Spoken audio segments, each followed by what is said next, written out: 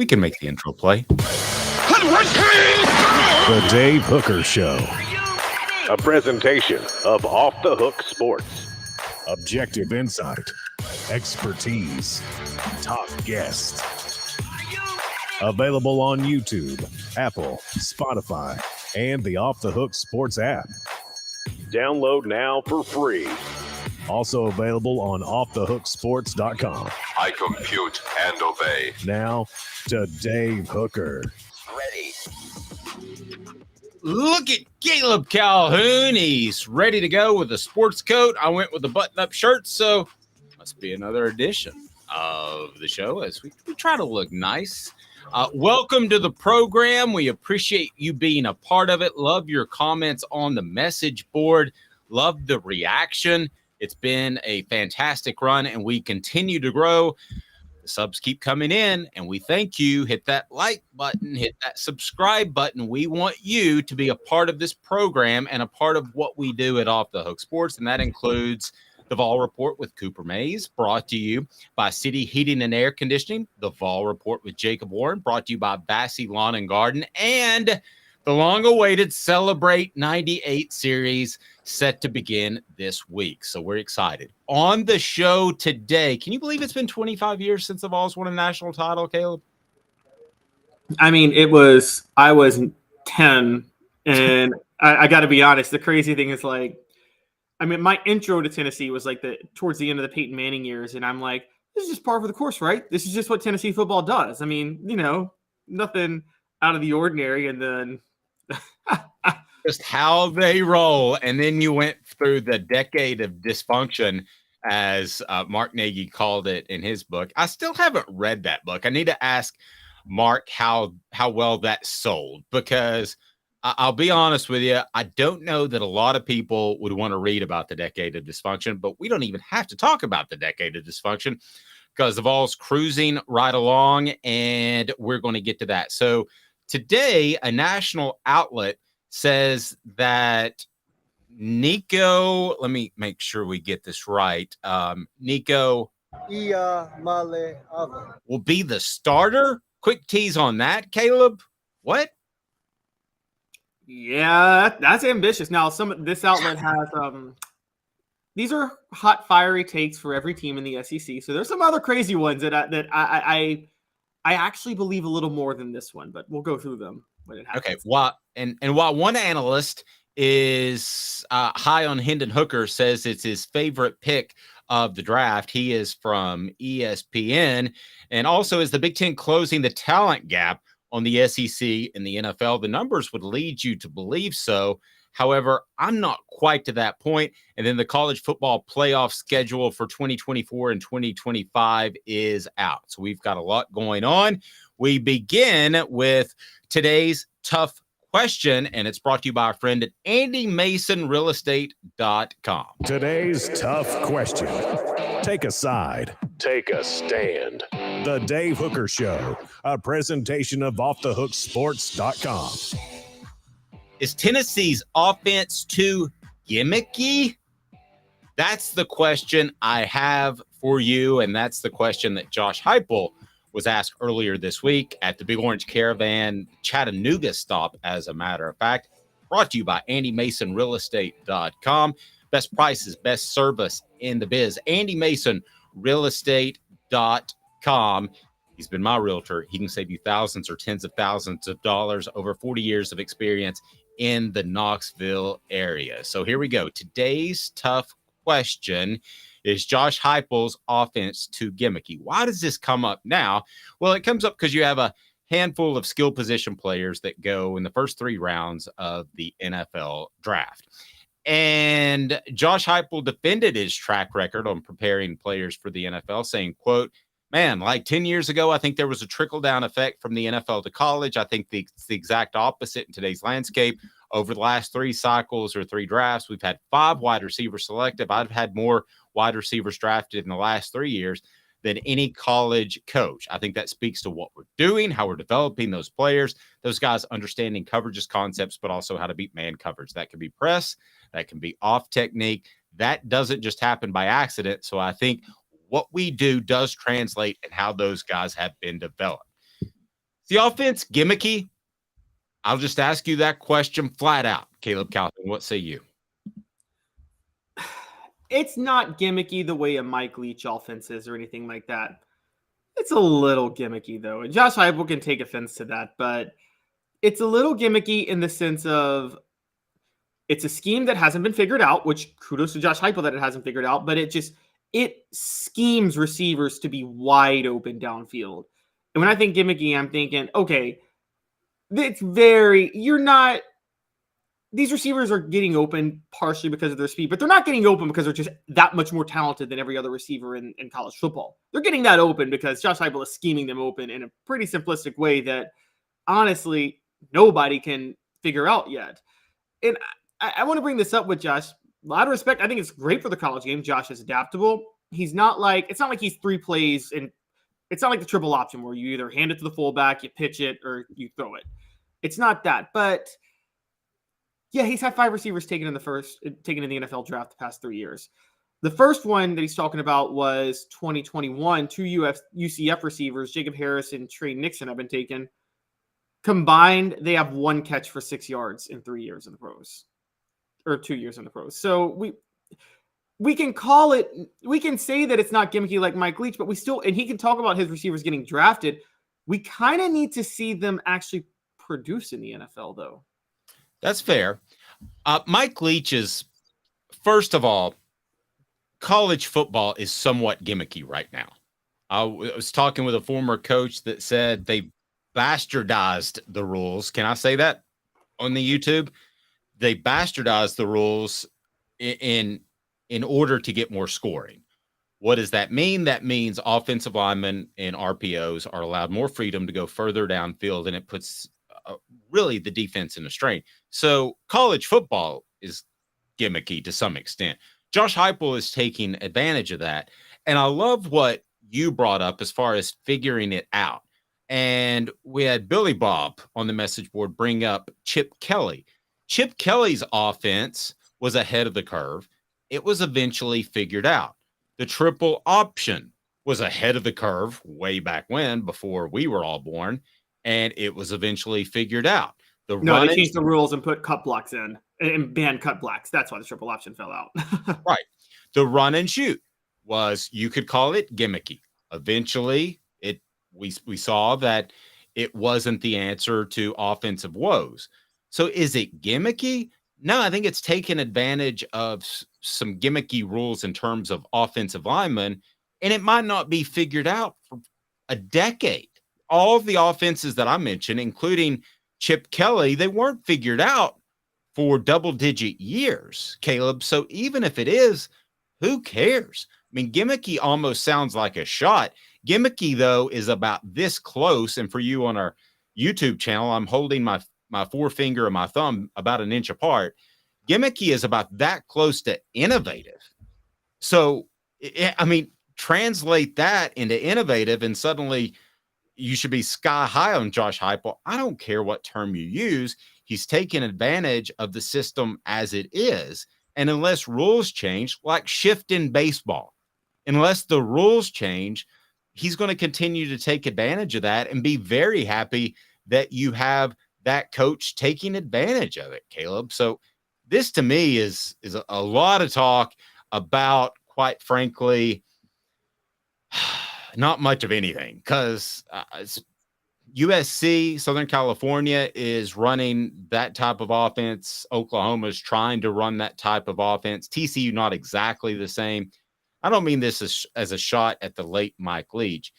His offense was truly gimmicky, and they were going to do what they did regardless of the rules, regardless of the success level of it.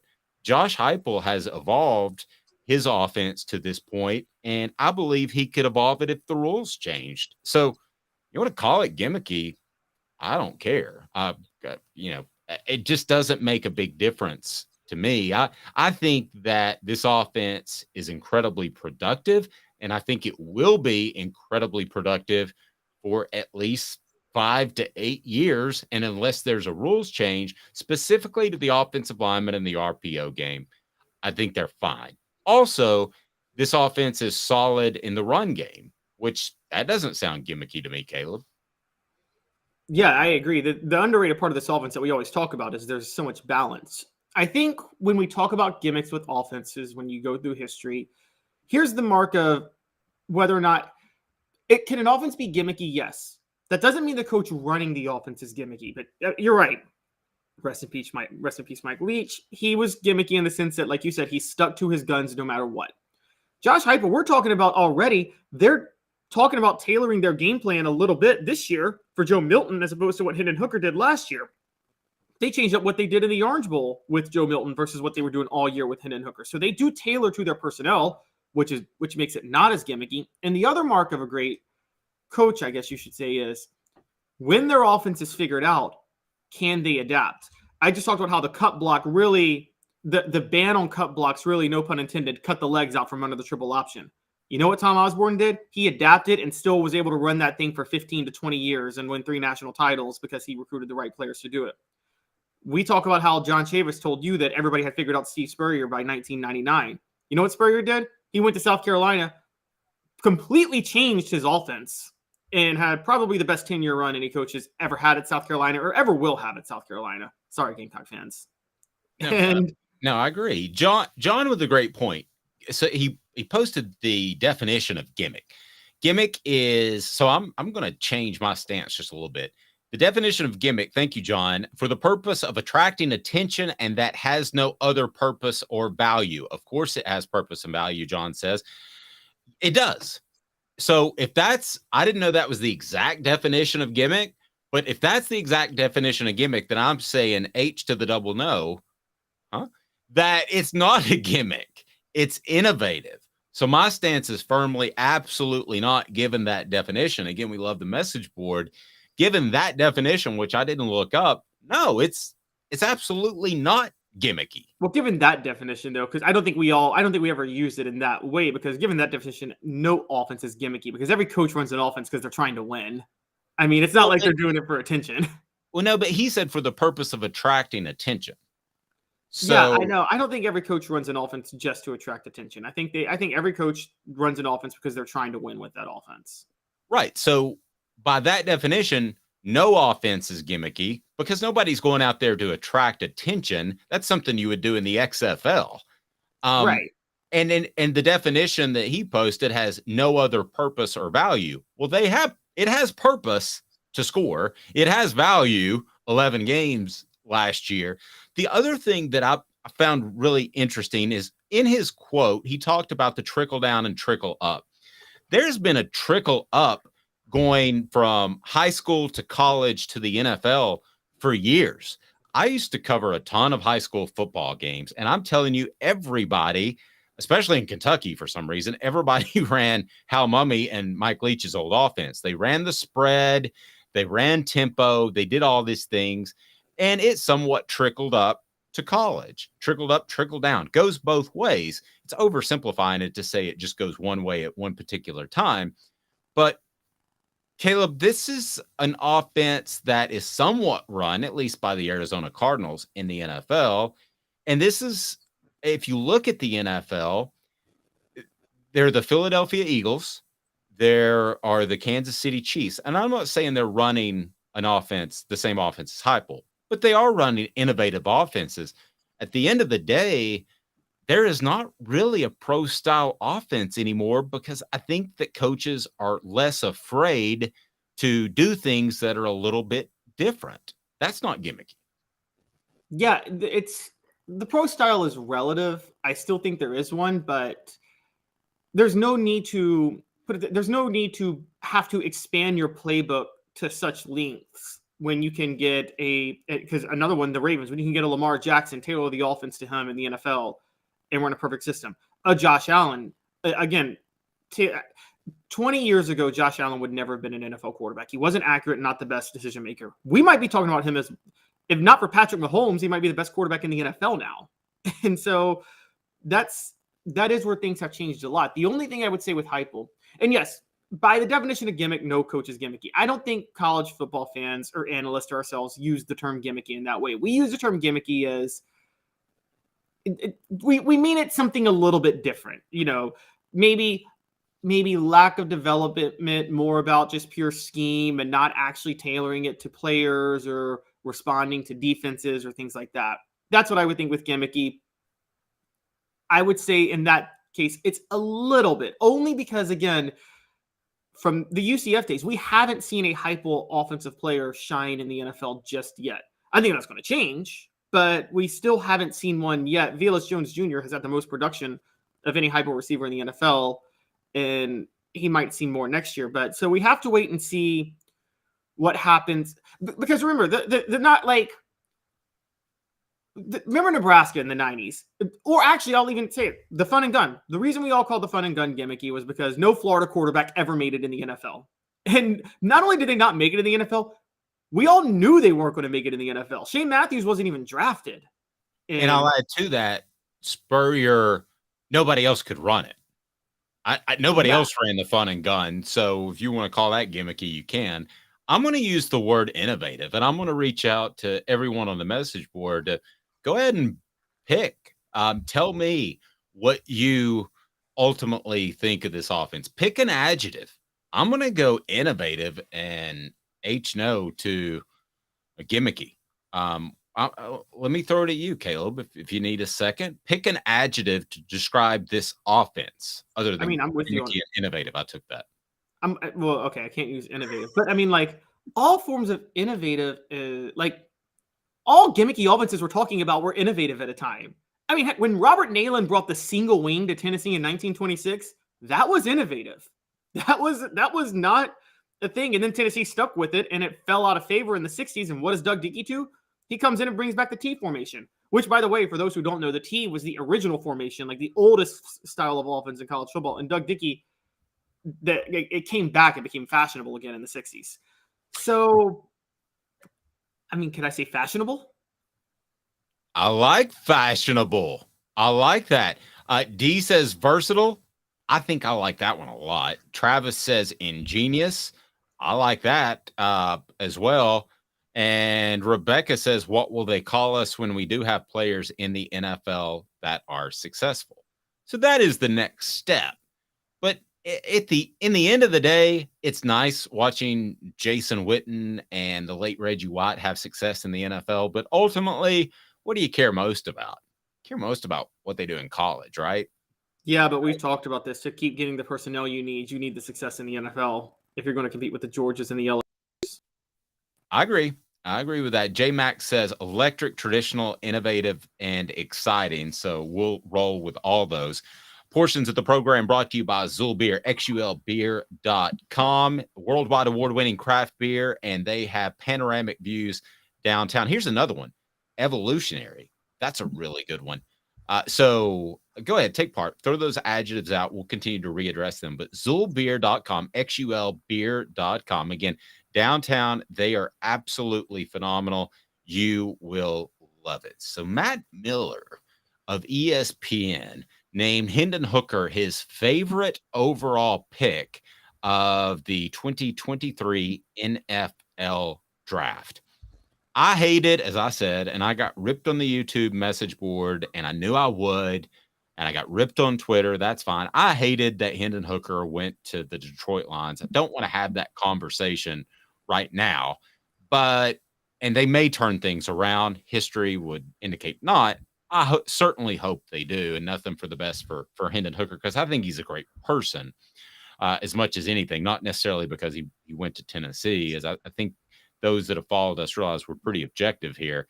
But what did you think of Matt Miller naming Hendon Hooker his favorite pick of the NFL draft? I was shocked, but then I think of Matt Miller as probably somebody that there were two types of analysts out there. There was the Mel Kiper Jr. that doesn't do his research and just studies like, oh, any Heupel quarterback looks like this. And then there was the Matt Miller. And a lot of people were more like Matt Miller, including Pat McAfee, Josh Pate, giving a few shout outs here that basically we're talking about they were in love with the way Hendon Hooker played and thought that he was, honestly, outside of Bryce Young, had a case over any other quarterback in the draft. I think you and I were in that camp, right? Like outside of Bryce Young, Hendon Hooker had a case over any other quarterback. If you're in that camp and you see Hendon Hooker go in the third round, you see the ultimate steal at the position. Now, the thing that he mentioned that kind of threw me off a little bit was he did say the Lions have a real opening for a quarterback of the future behind Jared Goff. And that's what I kind of thought because he has 2 years left on his deal. But news came out yesterday that Goff and the Lions are talking about an extension, which kind of threw me off a little bit. I thought they were going to let Goff play out his contract and then just move on and go to Hendon Hooker. And so I kind of, at that point, the excitement I felt for Hooker going to Detroit subsided a little because I'm like, okay, why are they working on this contract extension now with Goff? Shouldn't they make him play it out and try to get the extension? And it leads me to maybe you're right, Dave. Maybe they're still incompetently run because they have Goff locked in for 2 years. Why would they give him the extension now? Well, I want to see the parameters of the extension. Okay. My guess is that it'll be guaranteed for 2 years and not guaranteed for 4 or 5. And all of these, there really is no salary cap in the NFL. You can circumvent that in a number of ways with backloaded deals, front-loaded deals. So I want to see where the Goff deal is. Is it front-loaded? Is it backloaded? My guess is that, listen, Goff is suddenly getting a little bit older. You don't have a long run in the NFL. And he's suddenly a bit tarnished because you look at what the Rams were able to do without him. And I think he wants to get paid. So I think he'll want to get paid on a front end contract. And I really don't think it affects Hendon Hooker whatsoever. I really don't. Now, if they come out with a $240 million contract and 200's guaranteed, well, that's bad news. But I don't think that's going to happen. If so, you have to come back to me and say the Lions were the wrong organization, right? Oh, I will totally concede that if they give Jared Goff a $240 million deal, like absolutely I will. I mean, yeah, I'll be right there with you. Shockingly to me, though, he's outlasted Carson Wentz. They were the top 2 picks of that draft, and Jared Goff actually ended up being more effective. But I think that we'll have to see how this plays out. You're right. So what do you think are fair expectations for Hendon Hooker? Career or this year? You're 1, 2, 3. What should his goals be? Well, Hendon Hooker's personal goal should be to win the job now because that's what a quarterback should always be thinking. I mean, you should never accept holding a clipboard. That doesn't mean you leave if you hold the clipboard, but you should always be trying to win the job, particularly in the NFL. Tom Brady did not sit there and say, I'll wait till Drew Bledsoe's contract is up. He's like, no, I'm going to beat out Drew Bledsoe. And the minute Bledsoe got hurt, Tom Brady came in and the rest is history. So that's where it should be. Now, in terms of what the reasonable expectations are, I think riding the bench this year. I mean, not even seeing the field because Hendon Hooker has a lot of things he's got to work on, including particularly footwork, some accuracy things over the middle. This is the Aaron Rodgers rookie year in Green Bay. They've got to retool a lot of Hendon Hooker's fundamentals.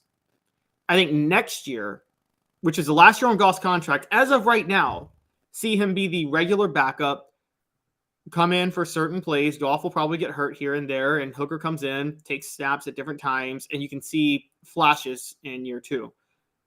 I think it's fair to expect him to be the starter by year 3. I've been pretty big on I think Hooker should be the starter by year 3. I'm going to tell you, I think reasonable expectations is he takes over the starting job in year 2. And I'm basing that, and it might be midway through year 2. I'm basing that off Hendon Hooker because Hendon Hooker is highly intelligent and a hard worker. So he is going to exceed expectations. So for most individuals picked in the 3rd round, I would say you're absolutely right. 3rd round or later, NFL quarterback, there's not pressure financially to get you into the lineup. So year 3, fine. But I think with Hendon Hooker and his ability to adapt, remember this is a guy that had accuracy issues this time last year, Caleb. His ability to adapt, I think it's reasonable to expect him to be the Lions starter by midway through the 2024 season. I don't think that's a reach. And Mr. Jones agrees with me, starts midseason week 9 or 10. No, I think he means this year. I would be very surprised if he starts this year, barring injury. Yeah, there's a lot of mechanical things Hooker needs to work on this year. As a matter of fact, I think for his sake, you don't want him starting this year. I mean, don't get me wrong. I think Hooker is probably, although I don't know. What do you think, Dave? I do think Hendon Hooker has the Peyton Manning level of maturity, whereas if he played horrible, he would be one of those people like Peyton Manning that could absorb the negativity that comes with playing horrible and use it to better himself. I think Hendon Hooker is that type of quarterback, but I still don't want to see his confidence wrecked too much playing this year. No, I mean, Peyton Manning set the record for most interceptions in a year, his rookie year. I don't think that you want to see Hendon Hooker go through that. What you do want to see is better vision without contacts and without glasses. Campbell, Cunningham, Taylor, and Hahn is phenomenal. I had LASIK. I have zero issues with my vision up close, far away. Campbell, Cunningham, Taylor, and Hahn, they've got the vision centers for your annual checkups, but they also can do fantastic work with LASIK and cataract surgery as well. I don't think it's, again, Campbell, Cunningham, Taylor, and Hahn, it's not a disappointment, Caleb, if Hendon Hooker is not a starter till year 3 whatsoever. So while I believe that he will at some point in year 2, which would be 2024, take over the starting job from Goff, I don't want this to be looked at as, a year and a half from now, somebody says, Dave, you said he would, so now he's a disappointment. It's not a disappointment if he runs out there at some point in year 3 as the starter. No, it's not a disappointment at all if he does that. I mean, I think that's the trajectory that he's on. I think that's Detroit's trajectory. Look, again, it's no secret that, it's no coincidence that Goff has a 2 years left on his deal, and they take a quarterback that we all agree is somewhat of a project. That's usually 2 to 3 years sitting on the bench waiting your turn to start. And so I think we'll have to see how it goes. I will say, if Hooker is inserted into the starting lineup midway through year 2 and he's ready to go, prepare for a Jalen Hurts type of splash. And I only say that because quarterbacks with this level of mobility, almost always their first year starting when they're inserted, how many times do they catch defensive coordinators off guard, and do they have a monstrous first year starting? Because mobile quarterbacks are oftentimes, in the NFL, they do get figured out. And I'm not saying Hooker is like a run first quarterback. He's not. I'm saying quarterbacks with that level of mobility, the mobility factor usually does get figured out, but it takes defensive coordinators a year. How many run first quarterbacks have had a splash, amazing first year? And, never really replicated that after that. Here's the thing to watch with Hendon Hooker, and this is what they did with Jalen Hurts at Philadelphia. And I do not want to paint Hendon Hooker as a running quarterback, because he's not. Jalen Hurts was a pure running quarterback when he was in college and came to the NFL that could throw. Hendon Hooker is a thrower that can run. There's a big difference. So Hendon Hooker, you can utilize his running ability early in his career to move people around and to put the pressure on the defense, because you've got another ball carrier to keep track of.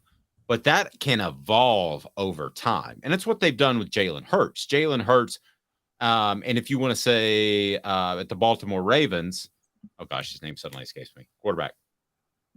Lamar Jackson. Yeah, Lamar Jackson. They did the same thing with him. So he came out and he was initially a runner, and then he has turned into a very good passer.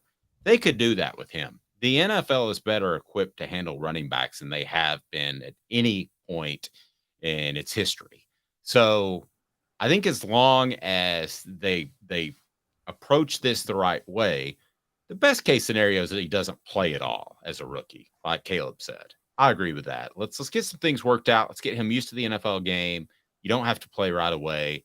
If Goff goes down, you have to run him out there. But in year 2, you could have an approach where you base a lot on his running ability, and then you adapt it to more of a passing attack. Caleb Calhoun is telling me that the Big Ten is closing the talent gap on the SEC. That may be a big what the H coming up. But first, let me tell you a little something about Vassy Lawn and Garden. We'll be back in 2 minutes. To own the more that owns every job, then get to Vassy Lawn and Garden in Cleveland and get you a Toro. I'm David Vassy, here to talk to you about Toro.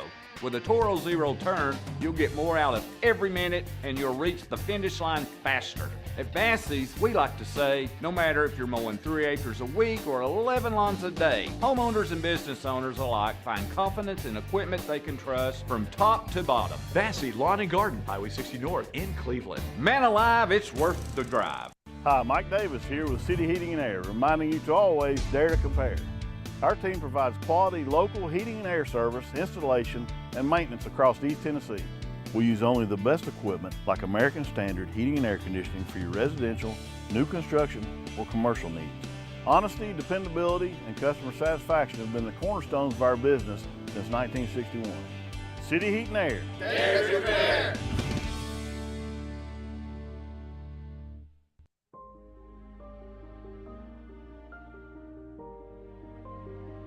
Our family has been creating one-of-a-kind pieces of jewelry in West Knoxville since 1986. Each piece is a combination of unique processes that bring your idea to life. Every day in our shop, a truly special item with a story all its own is being manufactured in our facility, bringing the history and family sentiment into a whole new generation of life.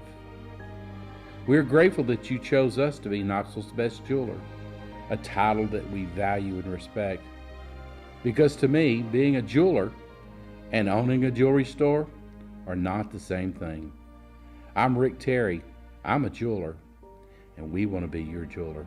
Kingston Pike and Campbell Station Road in the heart of Farragut, and downtown on Gay Street right next to the Tennessee Theater.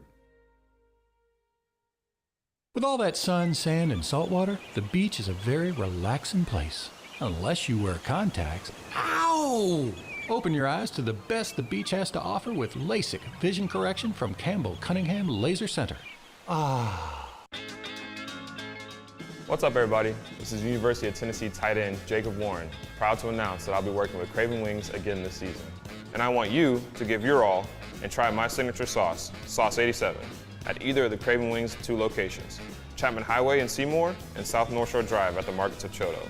When you're craving wings, it's gotta be Craven Wings. Online at cravenwings.com.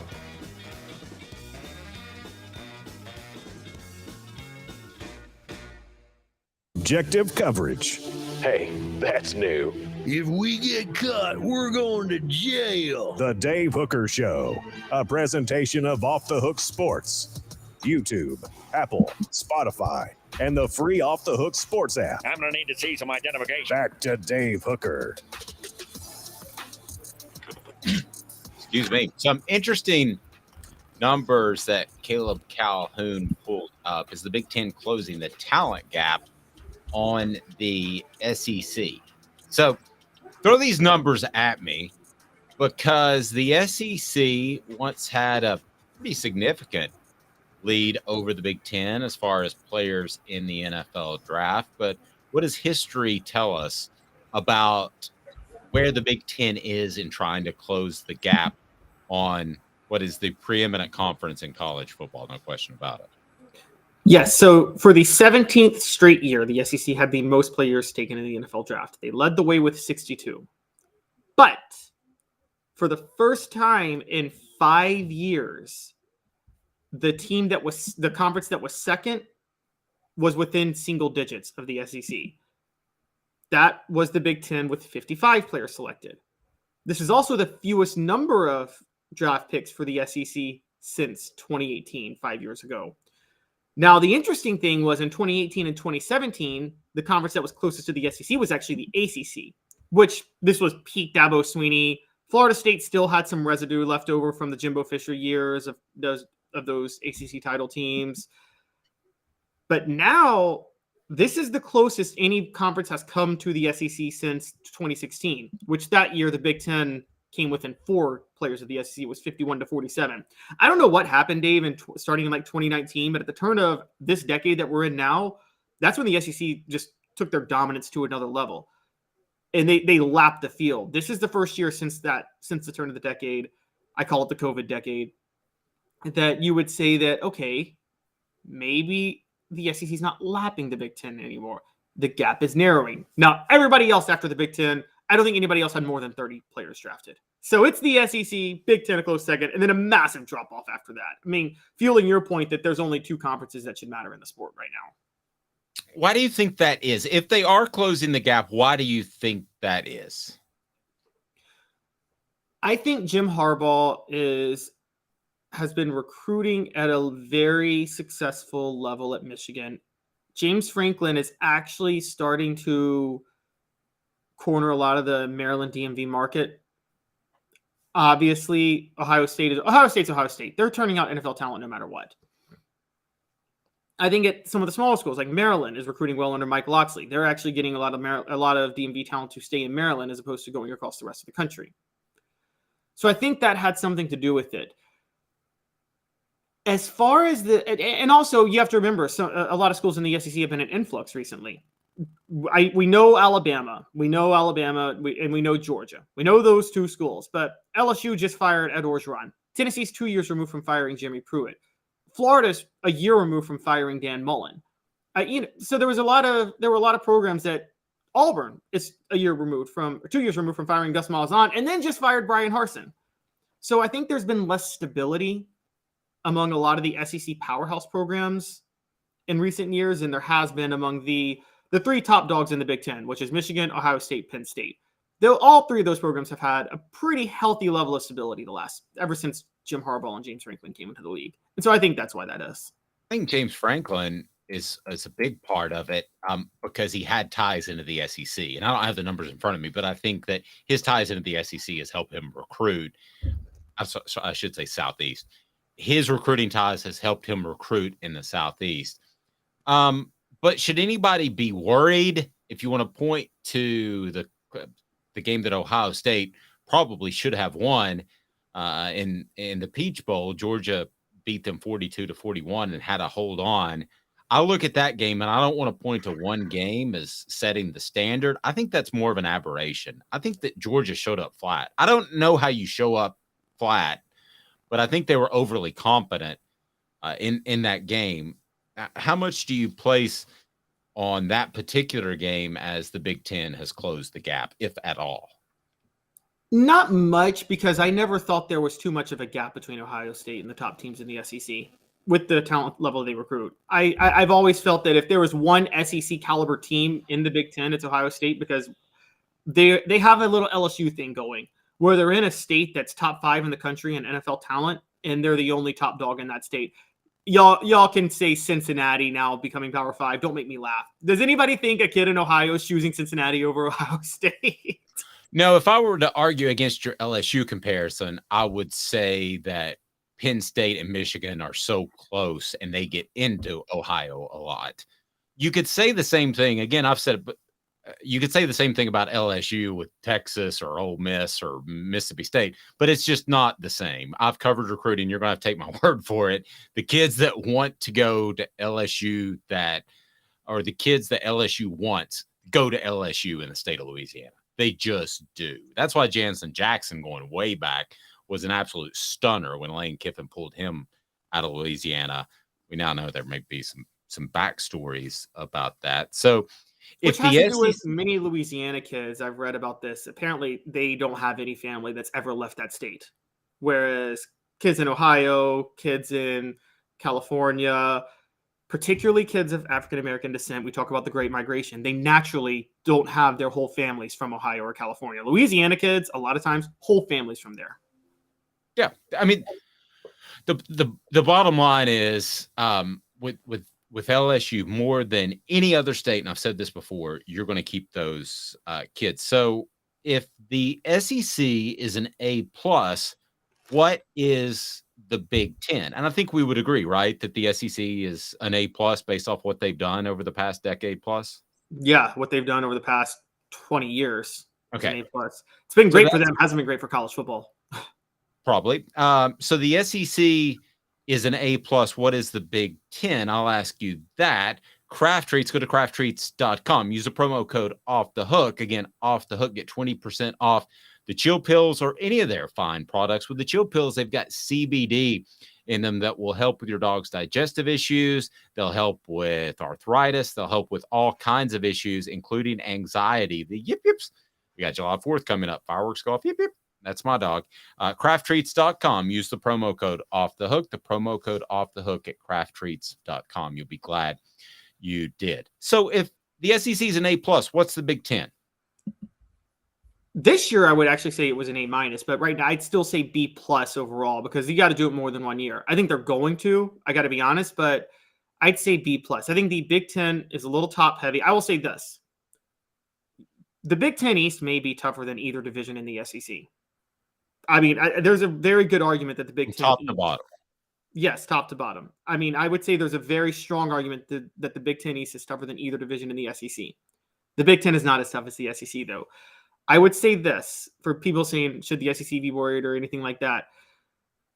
If you are worried about the future of college football, and I don't care whether or not you want what Dave wants, which is the 140-50 super team conference, or you want what I want, which is still more equitable distribution of teams across the country.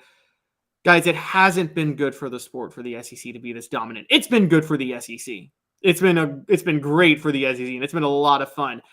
I'm not denying the SEC is the most dominant conference and laps everybody else, but it has not been good for the sport. It's not, even if you're an SEC homer, you used to enjoy watching those late night Pac-12 games, feeling like there was some meaning behind those games 10 years ago. There's no meaning behind those games anymore. Who watches one of those games and cares anymore? Caleb, I love you and respect you, but I 100% disagree. I think the SEC has been the New England Patriots of college football. That wasn't good for the NFL. I think that was. You had a team to root against for. You either rooted for the Patriots because you're a bandwagon fan, or you grew up watching them, or for whatever reason, or you're from New England, or John Pennington of the Sports Source, he was a Stanley Morgan fan from Tennessee. You've got your reasons, or you were a bandwagon guy. And to root against someone, to me, is passion. I sure as heck wanted to see them lose the Super Bowl and not finish the season undefeated. That was one of my favorite Super Bowls of all time. So I think that you've got fans out there in the Big Ten that love it. If Ohio State would have beat Georgia, they'd have been like, yeah, got you. And that would have been something. But Caleb, I don't think that I disagree with you. I think it's awesome to have a villain, and the SEC is the villain. Yeah, but the SEC is a conference. Okay, you would be right if like one team was a villain, like Alabama, because people do root against Alabama a lot. Alabama's been pretty close. Yes, Alabama as a villain is fun.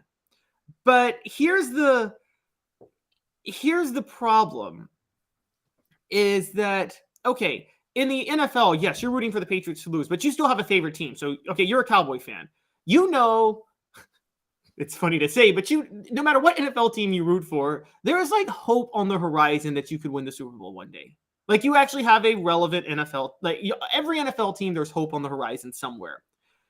The problem with what's happened with the SEC is not that they're the villain. It's not the dominance or the dynasty. It's that they've consolidated. They've been so dominant, and the recruiting in the South is so much better than everywhere in the country. The football in the South is so much better than everywhere in the country. And the college football playoff and the expanded playoff actually more nationalizes it and more exposes how dominant the SEC is. It's funny that the other conferences wanted the playoff because it's doing the exact opposite of what they wanted. But it's actually rendered college football irrelevant to a lot of fan bases that somewhat had hope. I mean, I can tell you this right now. I don't know if Oregon fans are going to care as much about college football in the future. Oregon's never going to be able to compete with the SEC. I don't care how exciting they are as a program. They will never compete with the SEC. But they don't care like SEC fans already. They cared enough. They don't care like SEC fans already because they know, unlike SEC fans, that their team never has a chance. And that's the thing. I'm sorry, it's regionalized. There are better high school prospects out of the South. There's not in Oregon. They care about their track program, for the love of goodness sake. It's good. Okay, so Ohio State knows they have a chance. Look, I think long-term, you're in danger of Michigan not caring that much. Dave, I don't care about football. Dave, Michigan has half a national championship the last 70 years. They're the most overrated program in any sport. We talked about Michigan going into Ohio. That's all they can do. They can't recruit at the level of Ohio State. They just can't. And I mean, had Michigan played Georgia this past year, had they gotten past TCU, Georgia would have done to Michigan what they did to TCU. I agree. And I think that's good. I think that. So then just, okay, let's throw the Big Ten out. Let's just invite Ohio State in and separate from the rest of the country. Don't even let Michigan or Penn State in. Okay, would Ohio State, because this post on the message board, would Ohio State and Michigan, well, let me just get to 4 downs right now. 4 downs is now. 4 downs. 4 questions. 4 answers. The Dave Hooker Show. 4 Downs, a presentation of offthehooksports.com. 4 downs. Is the Big Ten catching up to the SEC based off what you saw in this last recruiting cycle and the Georgia-Ohio State game? Yes or no? No. I think it's more about stability that the Big Ten is having right now versus the SEC had a lot of influx of coaches the last couple of years. Agree. What makes the SEC better than the Big Ten? Recruiting.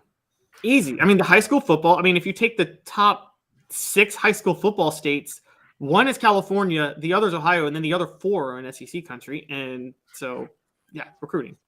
That was second down. It is recruiting, but it's somewhat coaches. Who's the third best coach in the Big Ten?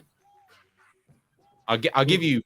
I mean, Ryan Day, Harbaugh, are those 1 and 2 based off results? Who's 3? I don't think Ryan Day is the top 5 coach in the Big Ten. Well, but based off what he's done, you have to give it to him. I don't do that. I never do that. I've never been one to do that because you and I could do that at Ohio State. It's an easy job. I agree. So who's the third best coach in the Big Ten? Okay, third best. Let's look at this. Well, now that he's there, I'm going Luke Fickell at Wisconsin. Okay. Okay, who's the third best coach in the SEC? There's Nick Saban, Kirby Smart, Brian Kelly. Brian Kelly. You think Josh Heupel over Brian Kelly? Coin flip. I like Brian Kelly a lot like you. Coin flip, I would take either over Luke Fickell. Yeah, I would too. I mean, so coaching is the secondary, but it is recruiting. You're right, but coaching is not far behind. Third down. Will the Big Ten ever catch the SEC? I think I know your answer is probably no. No, mainly because the Big Ten, have you noticed the Big Ten got caught flat-footed with NIL? Not one of the Big Ten programs is top 5 in NIL initiatives, which threw me off. All right. Most importantly, fourth down, this is a possession down. How would Ohio State do if they were suddenly in the SEC? They would do what, I mean, on a 20-year scale, they would do what Alabama, Georgia, or LSU does. Now, I don't mean like Alabama 6 national titles, not Alabama. Let me take that back. Okay. On a 20-year scale, they would do what Georgia or LSU does. A couple of national titles, few conference titles. I mean, Ohio State is on that level as a program. If you look at like people that are like, oh my gosh, Ohio State would, barely be 500 in the, no, they would usually win 9 or 10 games a year in the SEC. I agree. I think they'd maybe have a championship or 2. But I'm not so sure that they wouldn't get beaten down by the week-to-week play of the SEC. I don't think it's outside the realm of possibility that would affect them in the playoffs and they would fall short in the playoffs because I think they are a healthier football team because of who they play. As the message board said, SEC just hits different. Yeah, but Ohio State's not Clemson. Clemson was not that deep. Guys, Ohio State is the one. They are deep like an SEC team if you look at the talent on that team. So, they wouldn't win They won the Big Ten like 5 years or 6 years in a row. That ain't happening in the SEC. Okay, that's not happening. That doesn't mean that they wouldn't be able, like you said, to win a national title here or there. Again, to do what LSU does. They would do what LSU does. LSU sneaks in a national title every few years. Okay, I'm going to ask you what LSU would do in the Big Ten. It's brought to you by Vassy Lawn and Garden. Man alive, it's worth the drive. Vassy Lawn and Garden, industrial and commercial mowers right there in Cleveland, Tennessee. Worth the drive from Nashville, Knoxville, Chattanooga. Vassy Lawn and Garden. Go to Vassy.com to learn more. With their buying power, they will save you money. I can promise you that. Vassy Lawn and Garden, man alive, it's worth the drive. Toro, count on it. So what would LSU or Tennessee, for instance, do in the Big Ten? Because both of those, I believe, are up-and-coming programs where the ceiling has not yet been reached by their respective coaches. So if they were in the Big Ten tomorrow, how would they compete? Please hit the like button. And if you haven't subscribed, appreciate it. Love sharing as well. Hit the retweet if you can. So what would they do in the SEC or in the Big Ten, excuse me? Okay. Is this assuming Ohio State and Michigan are both still in the Big Ten, both of them, or is this is yes? And okay. This is LSU, Tennessee making the move tomorrow to the Big Ten. So yes. you have both programs on the rise. What would they do in the Big Ten over the next 5-10 years. Stretch it out however long you want. LSU in the Big Ten over 5 to 10 years would win 4 to 7 at Big Ten titles and 2 national titles. No, what about? I think Tennessee would too. I think Tennessee would do a lot less than that. I think Tennessee would do somewhere. They wouldn't do as well as Ohio State has done in the Big Ten, but they do better than Michigan has done. Like, I don't think Tennessee can. Now, again, this is Ohio State with. Okay, this is a little unfair because Tennessee has a much better coach than Ohio State does between Josh Heupel and Ryan Day. Here's the question: what would Josh Heupel do at Ohio State? Josh Heupel would do more than Ryan Day. I agree. So, if Josh Heupel's at Ohio State and Ohio State's in the SEC, guys, I'm sorry, y'all can hate me all day. Josh Heupel, if Ohio State's in the SEC and Tennessee's in the SEC, and they have coaches of the exact same intellect, Ohio State does better than Tennessee. They just do. They're just they're in a better recruiting ground. Ohio State's a top 3 job in America. It's Georgia, LSU, Ohio State. Those 3 jobs. I'll jive with you that those are the top 3 jobs, but I don't think the next step is a significant fall off. So I think Tennessee can absolutely recruit with the best of them. And people, that sounds crazy for somebody if you just came from Mars and looked at the recruiting territories. But I think Tennessee with Atlanta and all that nearby, and now Nashville, I think they can recruit with the best of them. And I think that's going to prove out as Josh Heupel continues to lay this foundation. Natural recruits are scrubs. Y'all heard it here first. They're terrible. Yeah, but I still think that's going to change, man. I really do. And I've been saying that for a few years, so I may prove to be an absolute idiot at that. But I do believe that that's going to be the case. So, and there's too much competition in Atlanta. It's not like Tennessee can't get Atlanta, but you got to fight with Alabama, Georgia, now South Carolina, because they're out recruiting Tennessee at the moment as we speak. Clemson. Well, we have somebody that's agreeing with you, but the wise man says, Caleb, things are changing, and they are. I believe that the television contracts will have a lot to do, and you and I disagree on who got the better one. Will have a lot to do with how these teams evolve into the future. Hendon Hooker is projected to be the starter by one well-known analyst, and want to get to that. Or I'm sorry, I said the wrong name. Did I say Hendon Hooker? My bad. Running them together. It is Nico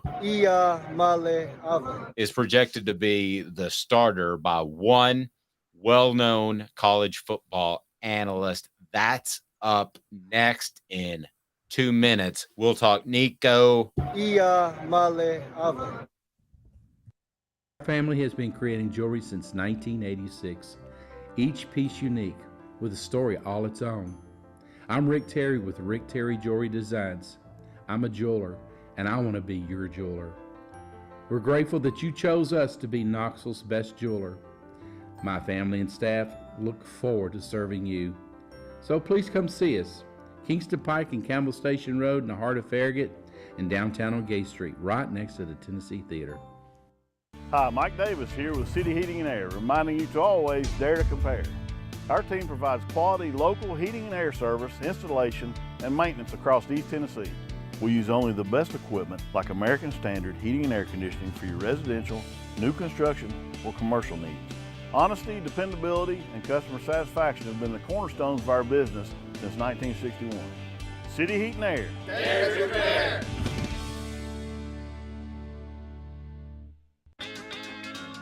Craven Wings has the cleanest, healthiest wings in town. We pride ourselves on our slogan, always fresh, never frozen.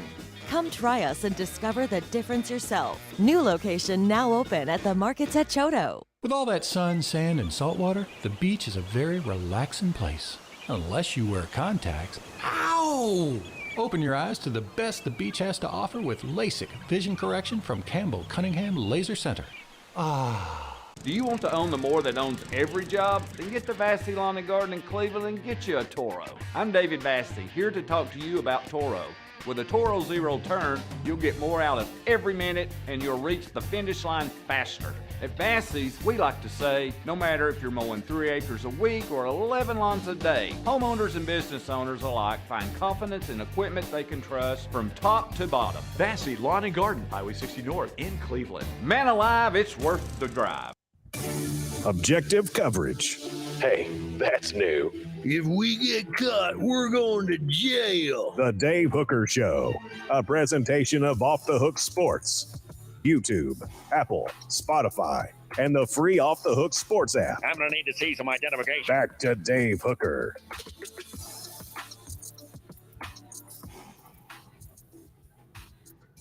So if you can, Caleb, give me Barrett Sallee's take on one Nico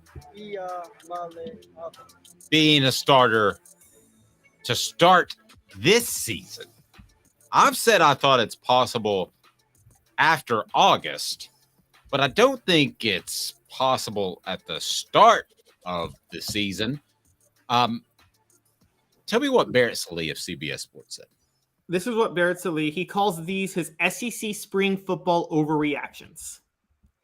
And it's Nico Iamaleava will win the battle for starting QB and become a star. And he says the hotshot quarterback who enrolled early looked like a star in the spring game, went 8 of 16 for 112 yards and dropped several dimes that looked more like NFL throws than those of a freshman.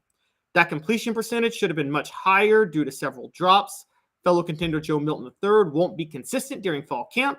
And Coach Josh Heupel will insert his prize prospect into the top spot on the depth chart in the opener versus Virginia, and Iamaleava won't look back. He will become a star.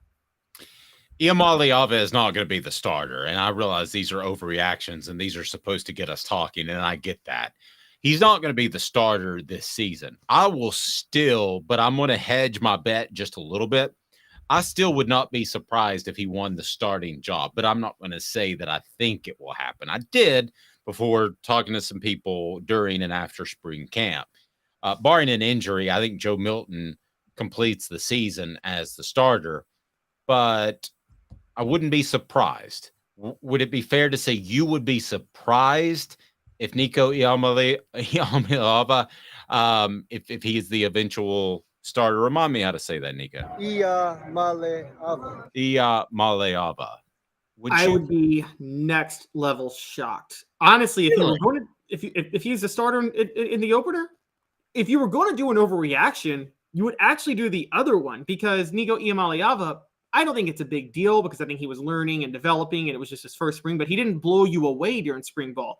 I think the shocking thing was that Joe Milton, to every reporter that was there, and Josh Ward told us about this, was firmly ahead of Nico the entire spring camp. It was very clear that he was better.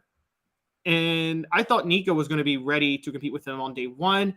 He wasn't. So if you were going to do an overreaction, which I wouldn't react this way either, but if you were going to do an overreaction, the overreaction is that Nico Iamaleava is a bust. Now, that's not the accurate take, but I mean, it based on spring ball, the overreaction is closer to him being a bust than him starting for Virginia. So message board says the spring game tamed the Milton hate from Dave. I never had Milton hate, but I'm going to tell you what I was told by somebody very close to the situation, why I've changed my tune just a little bit. And portions of the program brought to you by City Heating and Air Conditioning, cityheatandair.com. Integrity matters. 50 years in the HVAC business there in Knoxville. You might not need a new unit that's going to cost thousands. You can get a unit repaired, or maybe just need some coolant. City Heating and Air Conditioning. Integrity matters. cityheatandair.com. Caleb, I believe that Nico will not be the starter because of something that somebody very close to the situation told me. Nico showed up on campus and it got Joe Milton's attention. Okay. When he showed up in December, it's like, whoa, this guy's pretty good and living up to the hype. And I believe that was enough to get Joe Milton's attention based off what I was told from somebody very, very, very close to the situation. So if there was any lackadaisical approach that Milton might have heading into spring camp and off-season workouts, which nobody suggested there would be. But if there was any of that, that was gone the moment he saw Nico. And that was also gone the moment he saw Anthony Richardson go with the 3rd pick in the NFL draft, and he can mimic that. So that's why I've hedged my bets. Spring game, a part of it, but I don't believe in any shape, form, or fashion that that Nico's going to start this season. In fact, I don't think he starts at all this season, barring injury. But unlike you, I wouldn't be shocked. I would be mildly surprised. So I'm hedging my bets a little bit. That's fine. I would be shocked. The thing that throws me off is, Dave, can I go through these? I kind of agree with a lot of Barrett Sally's over other overreactions, though. Yeah, let me address a couple of things that's been put on the message board. This concerns me. I'm going to be real honest with you, and it's a great point by SEC Scout Guy. This poor kid has so much hype on him with all the NIL money speculation and people saying Heisman.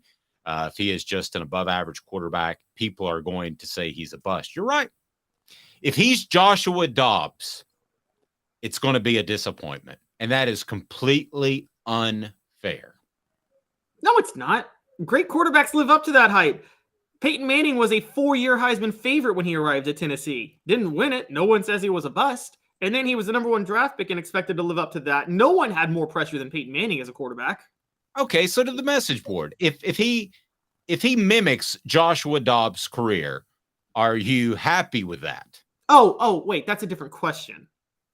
We were talking about whether or not it's unfair to him that he has to live up to, that he has these expectations. Well, it's unfair if he's looked at as a disappointment and he has Joshua Dobbs' career. No, it's not. I think it is. It's not. It is. It's not. Joshua Dobbs was a 3-star and, for the record, had a pretty good career. But Joshua Dobbs, we're not considering. Joshua Dobbs you have to make a case for him as a top 5 quarterback in Tennessee history. Nico had better be a top 5 quarterback in Tennessee football history when he's done. Top 5 quarterback in Tennessee history. Is he a disappointment if he's not a top 5 quarterback in Tennessee football history? Yes. I think that's unfair. No, it's not. I think top 10. I'll give you top 10. And are you a Ia Ma believer? Do you believe in? Guys, Let me ask the message board real quick and on Twitter as well. And go ahead and tell me, is it a disappointment if Nico has the exact same career that Joshua Dobbs has? I'm not talking about wins and losses. I'm talking about completions. I'm talking about touchdown passes. I'm talking about his ability to perform in the clutch. All of that, which Dobbs had with a terrible coach. So you would think he would have an upside that would be even better. That's not a disappointment if he has Joshua Dobbs' career. That's exactly the point you just made, though. If he has Joshua Dobbs' career when he had Josh Heupel coaching him, whereas Josh Dobbs had that career with Butch Jones coaching him, I mean, that's a disappointment, Dave. Like, this is when Tim Tebow was at Florida. You were covering college football at the time. You remember how hyped of a recruit Tim Tebow was, right? Yes. Would it not have been a disappointment if Tim Tebow was not one of the greatest quarterbacks in Florida history? Yes. He was kind of like LeBron. I mean, we heard about him when he was like a sophomore. Nico to Heupel is like that. Not Nico just in general going to college, but Nico to Heupel is just like that. Man, he's playing in a system designed for him. Yeah, I'm concerned. I mean, SC Scout Guy says, honestly, I think it would be sort of a disappointment considering what we have seen of him so far. That is so tough. So tough, Caleb, on a young man. For him to be able to live up to that hype, you're talking top 5 quarterbacks of all time. So what do we got top 5 quarterbacks? We got obviously Manning. What? I say, yeah, number 1 is Manning, is obvious, yeah. Yeah. I would say Manning, Schuler, Condridge, Hooker, Dobbs, Casey.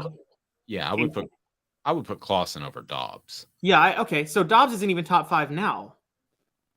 And right.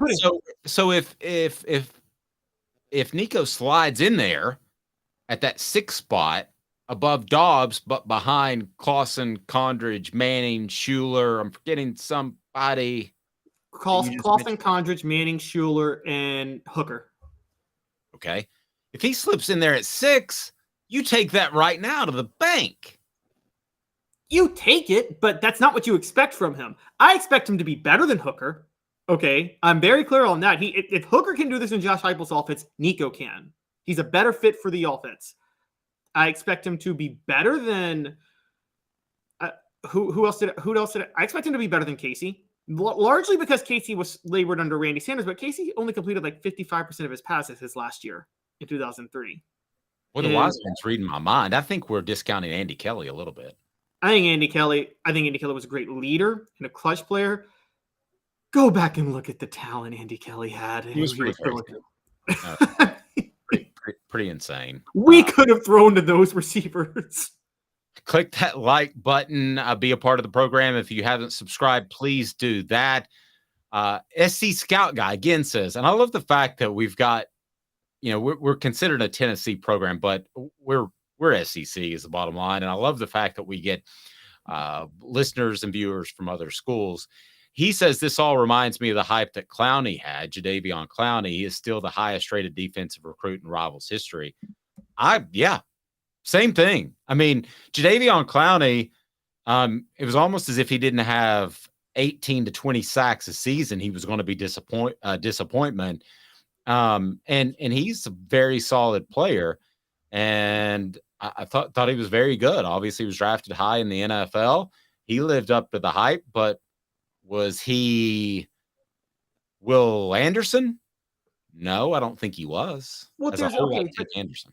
We have to be fair with Jadeveon. Now, NFL, I'm not talking about Nico's NFL career because we're talking just college. Okay, Jadeveon in college, 2012, he was Will Anderson. Look at what he did in 2012. He should have been a Heisman contender. He wasn't as good against the run, and I don't want to get into the minutia of football, but I think Will Anderson is much better than Clowney.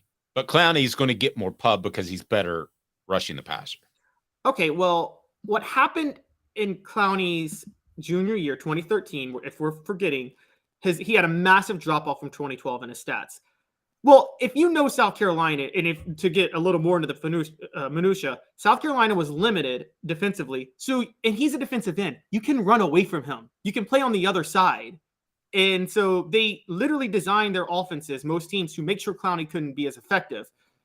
They paid for that. South Carolina. So Clowney was more of a decoy his last year. That still worked. South Carolina had the best season in history because Clowney literally shut down one side of the field. This is like, I don't know, Deion Sanders' interception totals would drop his last few years with the Cowboys because you weren't throwing his way. And so true. Clowney was that with South Carolina. It's a really good comparison, even though it's position to position. It's a really good comparison. But why it's such a great comparison is you could run at Jadeveon Clowney. You could run at Deion Sanders' side with sweeps, and he didn't want any part of that contact. He wasn't out to tackle. So he didn't want anything there. So a great comparison on both ends. Really do like that. And I really like Will Anderson. I think his sack numbers are never going to be enormous, but I think he is a generational type of talent. I think Jadeveon Clowney was a generational type of pass rusher. Now, there were some foot issues that kept Clowney from being at his utmost. And I was talking to you and Caleb Giroux, by the way, who's killing it on covering recruiting on offthehooksports.com. But I think foot issues and toe issues are a big, monstrous, huge deal because that is where all of your power comes from. So who are we talking about that we're talking about Will Levis, why he may have dropped. It could have been the big toe issue. Listen, when those things are bad going into the NFL, ask Keith Schuler. They don't usually get a lot better. And ask Deion Sanders again. That's why he eventually had to hang it up. That's where all your power comes from. So that's part of the reason why I believe Will Levis dropped as much as he did that. And he's just not very good. Yeah. Ask Peyton Manning that last year he played at Denver when he had the plantar fasciitis and was just awful. Yes. You don't want any part of plantar fasciitis. You don't want Before we get to the last thing, though, I got to tell you, you got to tell me if you agree with any of these other overreactions by Sally. Oh, yes. Let's hit them. Oh, let's do that as a totally different segment if we can. So, again, I'll remind you that Campbell, Cunningham, Taylor, and Hahn is where I got my eyes done. No cataracts, no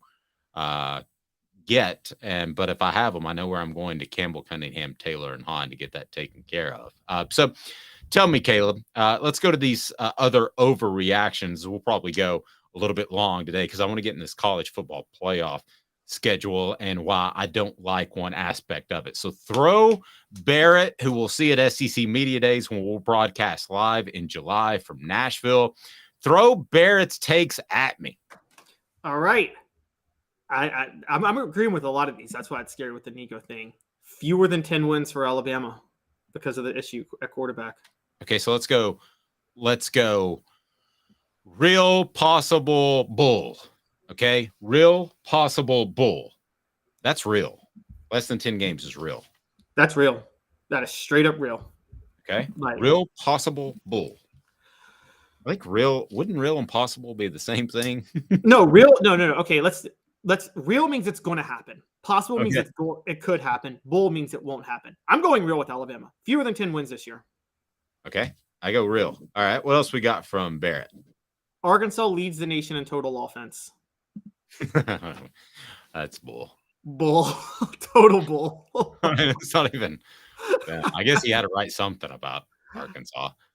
Hugh Freeze develops a Heisman contender. Contender?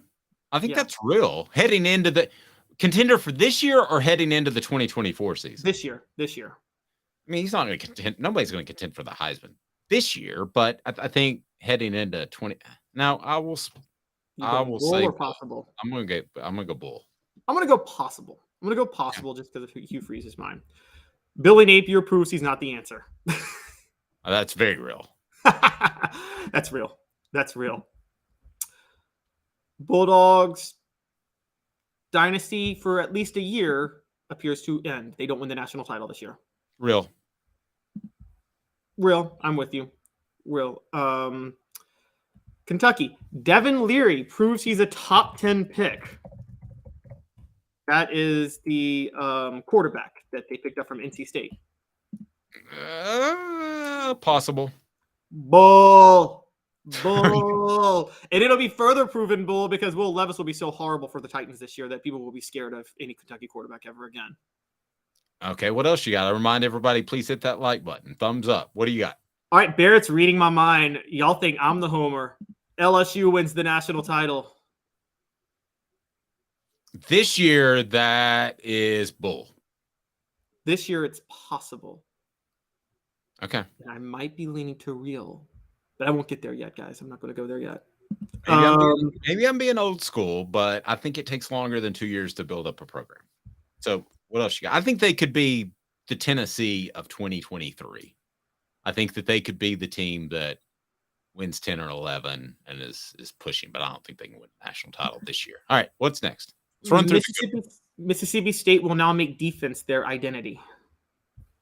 That's real. I agree. With Jack Arnett taking over as head coach, I think that's real too. If you don't have a really good offensive coach, that's the direction to go. That's what Tennessee tried to do with Pruitt, but they hired a dolt. Also, right. I don't think it's the direction to go. I don't think it should be the direction to go unless you can recruit at a high level. And Mississippi State can't recruit at a high level because just for those who and you understand football, if you're going to be a defensive team, then you have to win with talent more than anything else. Okay, great. So here we go. Missouri wide receiver Luther Burden III wins the Biletnikoff. Bull. Total bull. Yeah. Okay. What's next? The Rebels will come undone because they don't have their quarterback situation figured out. Always possible because their talent level is very, very shallow. So, yes, that's real. I say possible because, again, it may happen, but it may not. But, okay, here we go. Ready for this? Just to trigger everybody. Spencer Rattler wins the Heisman. That's bull. Yeah, that's bull. That's bull. I don't trust Spencer Rattler to continue to play the way he played at the end of last year. Yeah, and I know Barrett watches every day, so I'm not knocking you, Barrett. Love you, brother. Look forward to seeing you in July. So, all right, final two more. Yes. Oh, we got two more. Okay. Yeah. We got to forget. Don't forget about the two teams that are going to be the two worst teams in the SEC this year, according to Caleb Calhoun. Okay. Our SC fan says that's completely bull, and he just finished the line on our message board. I'm not going to say it, but you did. All right, so we got two more. Yes, one of the two worst teams one of the two teams that will be among the worst in the SEC this year, Texas A&M. Bobby Petrino will be let go during the season. I think that's possible. Okay, here's why I'm saying bull. Oh, actually, no. This is real. Here's why it's real. Fisher won't fire Bobby Petrino. Fisher will just go down with the ship, and he'll get fired during the middle of the season, and they will fire Petrino with him. Or he's got that one final card to play to keep your job for one more year. So either way, I think it's possible. Okay, you go possible. And remember, Jimbo Fisher's an offensive coach, so he could take it over and roll with it. Like, even though he was forced by the administration to hire an offensive coordinator. This is the whole reason he brought in Bobby Petrino. They told him that if you want to keep your job, you have to relinquish offensive play calling duties. Okay, so what's the last one? We got one left? The last one is obviously the powerhouse of the SEC, Vanderbilt. And their defense finishes in the top half of the SEC. It's possible. I say real. Outside, they play in the East. Outside of Tennessee, what is a dominant offensive juggernaut in the East? No, I can roll with that. On the offensive side, too, they're pretty conservative, so they're going to shorten the game. So, yeah, I can completely roll with that. So moving on, the college football playoff schedules come out. Why do you love it? Why do you hate it? I'm going to go ahead and say I was at a New Year's Eve party, and the Georgia game was on, Georgia-Ohio State game, and it was New Year's Eve, and we all know that the clock struck midnight right about the time that game was decided. Stop having the stupid game on New Year's Eve, because by nature of our society, half the people don't care, because most, no offense to you, Rebecca, most are not big-time college football. Most females are not big-time college football fans. And they would rather go out and enjoy a New Year's Eve evening, as I would, and I'm male, as opposed to having to watch the clock and watch the game. And they're trying to turn this into a tradition like the NFL on Thanksgiving, like the NBA on Christmas Day. It's stupid. Stop. Don't do that. Otherwise, I'm fine with the college football playoff schedule. Dave, we're going to break. I'm okay with one New Year's Eve game. Now, I'm with you with the two. The two is annoying. No. But the one, it's not going to end at midnight. It'll end around 9:30, 10, as long as you do it at like 7 o'clock, 10, or maybe 7 to 10:30 time, and then you can enjoy it. I gotta be honest, I kind of disagree with you on this, because New Year's Eve, look, the tradition of college football, you're right. It's Thanksgiving for the NFL. It's New Year's Day for college football. We all agree with that. But there was always, remember back in the day before the college football playoff, before the build up to the epic New Year's Day games, there was always that one New Year's Eve game that you wanted to watch. There was always that one thrilling New Year's Eve game. It used to be the Fiesta Bowl in the 70s and the 80s. It became the Peach Bowl later. I mean, it was a nice build up, like just one game. So they're saying, okay, one game for New Year's Eve, 3 for New Year's Day. Guys, New Year's Day bowl games are back. New Year's Day football's back. This is the best part of it. No, but here's the thing. It could be even more back, but we're trying to protect these bowl games. So put one of the bowl games on New Year's Eve and put both of the semifinals on January the 1st. At one point, Tennessee... quarterfinals, because the semifinals are actually now... Quarterfinals, yes. Yes. So at one point, I can remember covering Tennessee in the Peach Bowl, and there was no media availability on January the 1st, and I think they played on the 2nd. Oh, so I remember that. That was Clausen's last game. Yeah, so I got done with my work on Friday, drove home just so I could watch New Year's Day bowl games back to back to back, and we smoked a bunch of meat, and we had the smoker running with my friends and my wife back in Knoxville. And then I drove back on the 2nd to go cover the game, because January 1st meant that much to me. It would mean that much again if they put the quarterfinal games on January the 1st. Make it a tradition like it once was. New Year's Eve is absolutely stupid. Well, wait, 3 of the 4 quarterfinal games are on January the 1st. Go ahead and make it 4-4. Yeah, but they don't want any. They don't. Here's the thing: they don't want. They don't want any games running at the same time for these playoff games. So if you can't feasibly have 4 games in a day that they don't overlap. So what your argument would be, and I'm receptive to this, rather than make it New Year's Eve, have one game play on January the 2nd. That's cool. Yeah, primetime game. That way, a primetime game, it doesn't matter if it's a Sunday, a Monday, or what day it is. Okay, I could get with that. And then the December, make all these random New Year's Day games that we kind of like that are prestigious bowls but not part of the playoff. Make all those on December the 31st. So it's like if it's your team, you can watch it, and if not, you can just casually have it on and not really care. And then set New Year's Day aside specifically for the playoff games. You agree with me on that? No other games, just those playoff games on New Year's Day. That makes New Year's Day epic and legendary, to quote Barney from How I Met Your Mother. I can roll with that. And I don't want to know if you watched How I Met Your Mother, because that's a bad show. I did like How I Met Your Mother. I'm not going to lie. Okay, but we actually have to bring up the dates for everybody, because I think there's a lot of things they did right for this. For those who don't know, the first round games will be played at campus sites and will take place Friday, December the 20th and Saturday, December the 21st. That's 2 weeks after the conference championship games. 1 week after the Army-Navy game, which does not deserve its own day. But yes, it does. Yes, it does. So we're not taking a 56-day break as we did one year, or it was like 46 days or something stupid between the championship week and the championship game, the conference championship week, and then the actual championship game. I'm all good for that. Bingo, bango. Actually, meaningful football in December for college, finally. Like I think you and I have both had a problem with the fact that the college football just concedes the month of December, just gives it up basically, which is stupid. I love that. Yeah, I love that change. So then, what else we got? The quarterfinals. So those are going to play. Here's the other question for you. Those are going to be played at campus sites. Do you agree with that, or do you like neutral sites? Love campus sites. I love the bye and campus sites because it's reason to go out and play hard in the final week of the season and not just say, hey, this is essentially week 17, 18 of the NFL. Totally with you on that. My question, the only drawback, and I want to know what you think. Now, this doesn't apply. They do this on Thanksgiving and it doesn't seem to matter, but a lot of schools will be out and students will be home during December 20th and 21st. Do you think that'll have any impact, or do you think it doesn't matter because it's a playoff game and people will drive up for it?